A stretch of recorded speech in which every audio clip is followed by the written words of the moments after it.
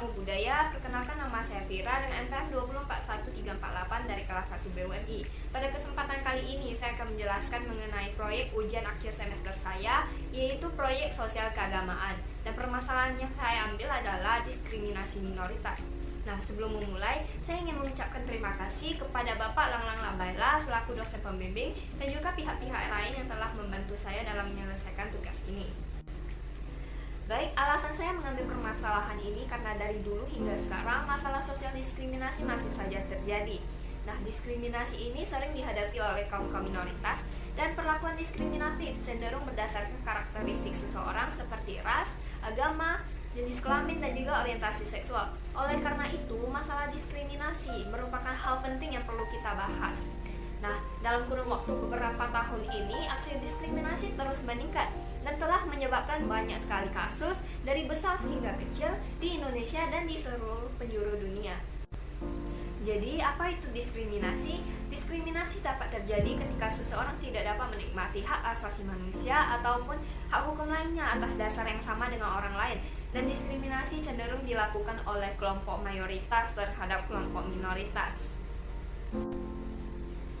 Nah, bagaimana yang termasuk dengan tindakan diskriminasi minoritas? Diskriminasi minoritas dapat terjadi ketika seseorang diperlakukan tidak adil karena karakteristik yang mereka miliki, seperti suku, antar golongan, gender, ras, agama dan kepercayaan, aliran politik, kondisi fisik, ataupun karakteristik lainnya yang mereka miliki, berbeda dari karakteristik pada umumnya. Selanjutnya, mari kita lihat ke contoh-contoh kasus diskriminasi terhadap minoritas karena karakteristik mereka yang berbeda. Kasus yang pertama adalah diskriminasi pada agama. Dalam hasil survei LSI atau Lembaga Survei Indonesia menemukan tren intoleransi terutama dalam hal politik mengalami peningkatan pasca kasus penistaan agama oleh Bapak Basuki Cahayapurnama alias Bapak Ahok. Indikasinya masyarakat enggan memilih pemimpin yang non-muslim. Kemudian kasus yang kedua adalah diskriminasi terhadap orientasi seksual.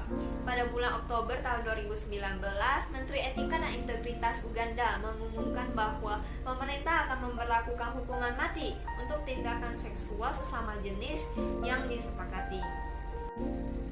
Kasus pada karakteristik yang ketiga adalah diskriminasi pada ras atau rasisme. Diskriminasi ini masih sering terjadi dalam kehidupan sehari-hari kita. Nah, berikut ada dua contoh kasus diskriminasi pada ras. Yang pertama adalah kasus rasisme yang berujung pada kekerasan menimpa Obika Goya, seorang mahasiswa Papua yang berkuliah di Yogyakarta. Kepala Obika Goya diinjak oleh sepatu yang dikenakan oleh aparat dan wajahnya tertelungkup di tanah. Selain itu, ada juga ujaran rasisme yang menimpa para mahasiswa Papua di Surabaya, Jawa Timur tahun lalu. Dan yang kedua adalah kasus yang terjadi pada tahun ini merupakan kasus yang cukup besar dan terkenal, yaitu kasus George Floyd, seorang Nigeria yang dilaporkan tewas akibat lehernya diinjak oleh anggota polisi yang merupakan orang kulit putih. Awalnya Floyd ditangkap dengan sangkaan ringan karena diduga menggunakan uang palsu untuk berbelanja di sebuah toko swalayan. Namun hal tersebut terbukti tidak benar setelah itu. Tetapi keempat petugas polisi bersikeras untuk menahan kepala Floyd di atas tanah hingga ia tidak dapat bernafas dan berakhir pada nyawa yang tidak tertolong. Dan yang keempat adalah diskriminasi pada gender, yaitu kasus perusahaan AIZ yang mendiskriminasi buruh perempuan mereka. Sejak tahun 2019 hingga tahun ini telah tercatat 15 kasus keguguran dan 6 kasus bayi yang terlahir dalam kondisi tidak bernyawa. Karena perusahaan telah menelantarkan hak buruh perempuan mereka demi mengejar efisiensi dan efektivitas produksi perusahaan. Inti dari semua bentuk diskriminasi ini adalah prasangka berdasarkan konsep identitas dan kebutuhan untuk mengidentifikasi diri dengan kelompok tertentu. Nah, hal ini dapat menimbulkan perpecahan, kebencian, bahkan dehumanisasi pada orang lain yang memiliki identitas yang berbeda. Nah, di banyak bagian dunia, kebiasaan menyalahkan dan ketakutan sedang meningkat. Intoleransi, kebencian, dan diskriminasi telah menyebabkan keretakan yang semakin meluas di dalam masyarakat.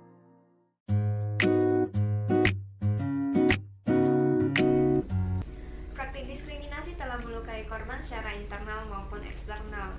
Nah, setelah mendengar faktor penyebab diskriminasi, terdapat beberapa ajaran relevan dari Sang Buddha yang menjelaskan timbulnya aksi diskriminasi tersebut, yaitu 3 faktor utama penyebab penderitaan semua makhluk di dunia: loba, moha, dan dosa.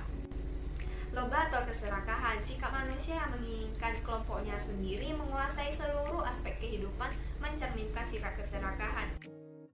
karena keserakahan dan kemelekatan manusia akan hal duniawi seperti kekuasaan dan kesenangan yang tidak kekal, mengarahkan mereka pada rasa kecemasan dan ketakutan.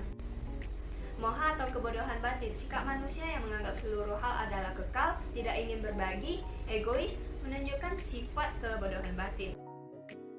Semua konflik dan kekacauan yang terjadi di dunia ini dikarenakan manusia yang pikirannya penuh dengan sikap egoisme dan tidak ingin menerima perbedaan. Nah, mereka yang dipenuhi dengan kekotoran batin cenderung memiliki pikiran jahat untuk melakukan aksi diskriminasi. Dosa atau kebencian, sikap manusia yang suka melakukan aksi diskriminasi dan juga membeda-bedakan mencerminkan sifat kebencian. Nah, mereka yang dipenuhi dengan kebencian selalu melakukan perbuatan ataupun ucapan jahat seperti memfitnah, mengejek, memukul, hingga membunuh. Nah, tindakan-tindakan tersebutlah merupakan perlakuan yang tidak adil dalam aksi diskriminasi.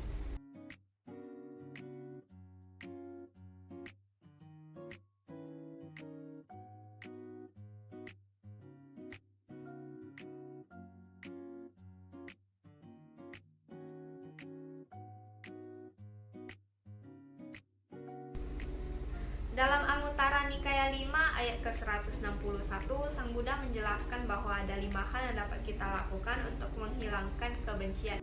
Yang pertama yaitu mengembangkan metta atau cinta kasih.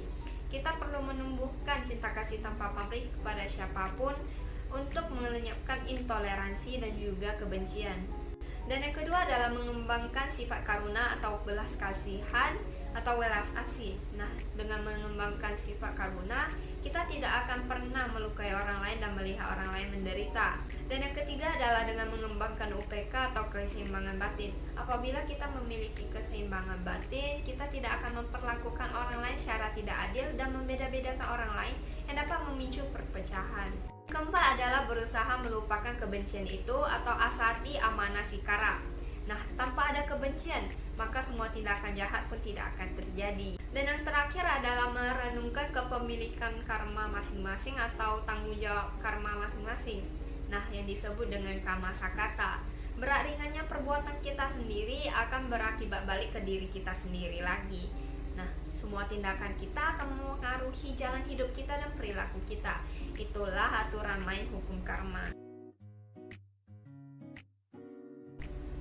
Selain dengan mengembangkan sifat luhur di atas, kemoralan juga dapat dilatih melalui panya dan sila. Antara lain pertama, pemikiran benar atau sama sankapa. Nah, yaitu dengan melenyapkan pikiran-pikiran jahat dan mengembangkan pikiran-pikiran baik. Dan yang kedua adalah ucapan benar atau sama waca, yaitu berusaha menahan diri dari berbohong, memfitnah, berucap kasar atau mencaci maki, percakapan yang tidak bermanfaat atau pergunjingan. Dan yang terakhir adalah perbuatan benar atau sama kamanta. Kita diharapkan untuk bertindak benar secara moral, tidak melakukan perbuatan yang dapat mencelakakan diri kita sendiri ataupun orang lain.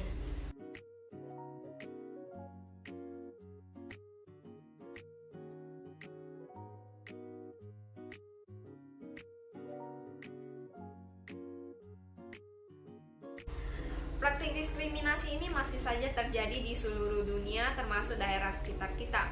Praktik ini perlu kita hentikan dan juga hindari. Oleh karena itu kita sebagai masyarakat Buddhis seharusnya tidak terjerumus dalam kejahatan yang dapat menyebabkan penderitaan tersebut. Nah, kita perlu memutuskan segala ucapan, pikiran, dan perbuatan kita dengan bijaksana.